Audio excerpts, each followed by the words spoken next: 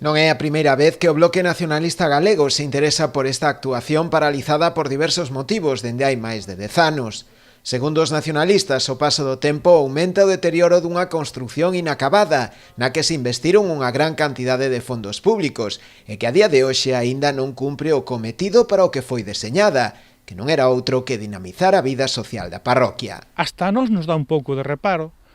porque levamos moitos anos, insistindo para que se remate de vez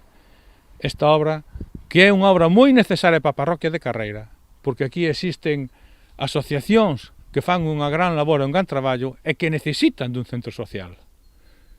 E é realmente doloroso ver como está esta obra e é doloroso ver como o goberno do Partido Popular de Ribeira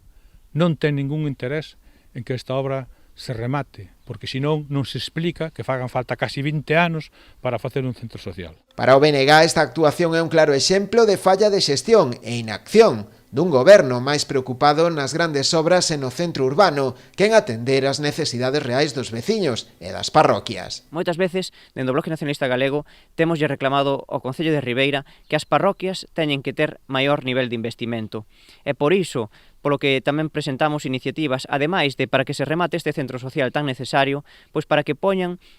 contedores para a reciclaxe de residuos como pode ser o vidro, as pilas ou o aceite usado. Son necesidades básicas que a veciñanza de Carreira tamén necesita ver atendida, non? Ou como, por exemplo, rozar as cunetas cando a herba e a maleza crece demasiado. Non pode ser que o Concello de Ribeira teña as parroquias completamente abandonadas